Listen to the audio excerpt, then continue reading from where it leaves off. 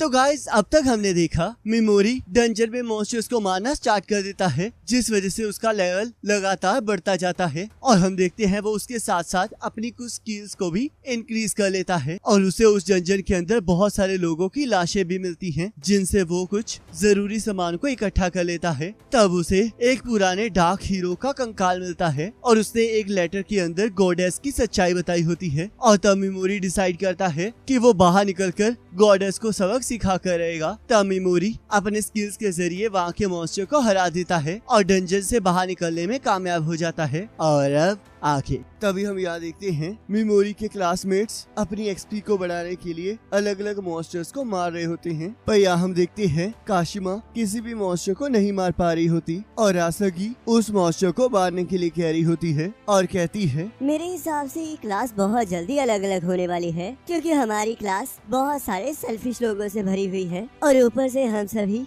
Ranks में बटे हुए हैं और मैं बी रैंकर हूँ। मुझे पूरा यकीन है कि अब सभी लोग अपने रैंक के हिसाब से रहेंगे और जब ये होगा तब तुम हमारे ग्रुप को ज्वाइन करोगी ना। तुम एक डी रैंकर हो तो तुम किरिहारा के ग्रुप में तो जा नहीं सकती और टकाओ सिस्टर्स तो अकेले काम करती हैं। और अगर मैं सोगू की बात करूँ तो वो भी बहुत जल्दी मारी जाएगी, तो इसलिए तुम्हें अपनी सिचुएशन को समझना चाहिए। हम लोग जब ग्रेट डीमन एम्परर को हराकर अपने घर वापस जाएंगे तो यहाँ के हिसाब से तुम्हारी पोजीशन वहाँ पर भी अफेक्ट होगी और तुम क्लास में अपनी पोजीशन खो चुकी होगी। तो चलो फिर हमें ज्वाइन कर लो और बदले में हम तुम्हारी टेस्ट को क्लियर करने में मदद करेंगे। तुमने अब तक अपने पहले मॉन्स्टर को नहीं मारा है ना, तो इसलिए हम इसे पकड़कर तुम्हारे लिए लाए हैं। तो चलो फिर इसे मार दो, नहीं तो मेमोरी की तरह तुम्हें भी ठिकाने लगा दिया जाएगा। और तब हम देखते हैं काशिमा उस मॉन्स्टर को मार देती है और रोते हुए सोचती है, मुझे माफ कर देना मेमोरी कि मैं कुछ नहीं कर पाई। तब यहाँ हम देखते हैं सोगू को होश आ जाता है और वो गॉडेस से बात करने चली जाती है। तब गॉडेस कहती है, मेमोरी के साथ बहुत ज्यादा बुरा हुआ है और ये हमारी कंट्री का रिचुअल है, तो उसे तो हमें निभाना ही पड़ेगा। पर ये टाइम उदास होने का नहीं है, क्योंकि वो रिचुअल अभी भी चल रहा है और सभी को इस बात के लिए टेस्ट किया जा रहा है कि क्या वो डीमंस को मार भी सकती है या नहीं। और अगर कुछ लोग डीमंस को ना मार पाए तो उन्हें डिस्क्वालीफाई कर दिया जाएगा और हमारी किंगडम की पॉलिसी के हिसाब से उन्हें भी मेमोरी की तरह डिस्पोज कर दिया जाएगा। तब सोगू कहती है, मुझे आपके मेथड बिल्कुल पसंद नहीं है गॉडेस, तो इसलिए एक एस रैंक हीरो होने के नाते मैं आपके साथ एक डील करना चाहती हूँ। मैं एस रैंक होने के सारे फर्ज निभाऊंगी और उसके बदले में आप उन लोगों को नहीं मारेंगी जो डीमंस को ना मार पाए। तो गॉडेस इस बात के लिए मान जाती है और वो दोनों एक दूसरे के साथ हाथ मिला लेती हैं। तो यहाँ हम देखते हैं एक लड़की कुछ लोगों से बचकर भाग रही होती है और हम देखते हैं 4 लोग उसे मारने के लिए ढूंढ रहे होते हैं। तब यहाँ मेमोरी रुइन से बाहर आकर अपने स्टेटस को देखने लगता है, जिसमें वो देखता है कि वो पैरालिसिस और पॉइजन स्किल को अपने हिसाब से सेट कर सकता है और तब वो इस चीज को टेस्ट करने के लिए डीमंस को ढूंढने लगता है और सोचता है मुझे एक स्वॉर्ड की जरूरत है ताकि मैं खुद को बचा सकूं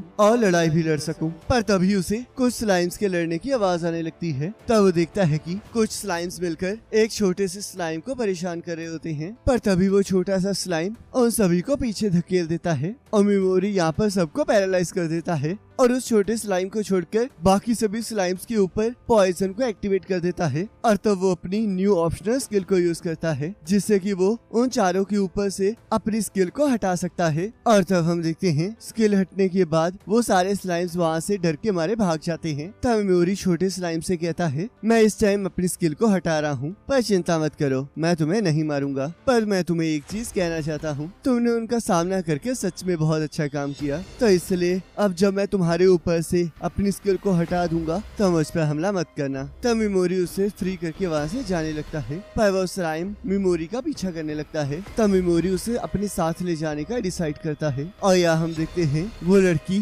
भागते हुए बहुत ज्यादा थक चुकी होती है और सोचती है, मैं उनसे बहुत ज्यादा दूर आ गई हूँ, पर मुझे फिर भी उनकी प्रेजेंस महसूस हो रही है। लगता है वो लोग मेरे थकने का इंतजार कर रहे हैं। और यहाँ हम देखते हैं वो स्लाइम मेमोरी के पीठ पर बैठ जाता है और मेमोरी उसे पीछे का ध्यान रखने के लिए कहता है। तब मिमोरी फॉरबिडन आर्ट्स की बुक में डीमंस को स्ट्रॉन्ग करने वाली मेडिसिन के बारे में पढ़ता है, जिसकी वजह से वो स्लाइम को भी ताकतवर बना सकता है। तब मिमोरी कहता है, मैं इस टाइम जो करने जा रहा हूँ वो बहुत ज्यादा खतरनाक है। मैं अपना बदला लेना चाहता हूँ, इसलिए उसमें बहुत ज्यादा खतरा हो सकता है। तो क्या तुम सच में मेरे साथ आना चाहते हो? तब वो स्लाइम ग्रीन हो जाता है। तब मिमोरी उसका नाम पिगी मारू रखता है, जिससे कि वो स्लाइम बहुत ज्यादा खुश हो जाता है। तब मिमोरी सोचता है, मैं उस गॉडेस को हराने के लिए कुछ भी कर सकता हूँ और मैं अपना बदला लेकर रहूंगा। तभी हम यहाँ देखते हैं वो लड़की अभी भी उन लोगों से अपना पीछा नहीं छुड़वा पा रही होती, जिस वजह से वो उनके साथ लड़ने का डिसाइड करती है। और यहाँ हम देखते हैं कि वो 4 लोग गलती से मिमोरी के साथ टकरा जाते हैं और वो मिमोरी को डराने लगते हैं। तब मिमोरी उनके सामने डरने की एक्टिंग करने लगता है और वो उससे उसकी इम्पोर्टेंट चीजों को मांगना स्टार्ट कर देते हैं। तब एक पर्सन कहता है, अगर तुम्हें ये करना ही है तो जल्दी करो, क्योंकि हमें उस लड़की को पकड़ना भी है। और तब वो लोग आपस में ही बहस करने लगते हैं, जिसका फायदा उठाकर मिमोरी वहाँ से खिसकने लगता है। पर एक बंदा उसे रुकने के लिए कहता है और उसे मारने की धमकी देता है। तब मिमोरी उनके सामने डरने की एक्टिंग करने लगता है और हम देखते हैं जैसे एक पर्सन उस पर हमला करता है, वैसे ही मिमोरी उसे पैरालाइज कर देता है और सोचता है तो मेरी एबनॉर्मल स्किल ह्यूमंस पर भी काम करती है। लगता है गॉडेस कोई स्पेशल केस है, इस वजह से मेरी पावर उस पर काम नहीं की। तुम लोग खंडर के मॉन्स्टर से तो कम खतरनाक हो, पर तुम उन्हीं की तरह इविल्स हो, तो इसलिए अगर मैं तुम्हें मार डालूंगा तब मुझे बिल्कुल भी बुरा नहीं लगेगा। और तब वो सबको पॉइजन देकर मार देता है। तभी मिमोरी को उस लड़की के वहाँ होने का एहसास हो जाता है और तभी उस लड़की को भी उन 4 के अलावा किसी और के भी वहाँ पर होने का एहसास होता है। और हम देखते हैं मिमोरी पिगी मारू की मदद से उस लड़की का ध्यान भटका देता है और उसे पैरालाइज कर देता है और कहता है, मुझे तुम्हारे अंदर से अटैक करने की फीलिंग तो महसूस हो रही थी, पर तुम मुझे इविल नहीं लगी, तो इसलिए मैंने डिसाइड किया कि मैं तुमसे बात करूंगा। तब वो लड़की कहती है, आखिरकार तुम्हें चाहिए क्या? मैं यहाँ का नहीं हूँ और ना ही मुझे इस जगह के बारे में पता है, तो अगर पॉसिबल हो तो क्या तुम मुझे यहाँ के बारे में इंफॉर्मेशन दे सकती हो? आखिरकार उन 4 का क्या हुआ?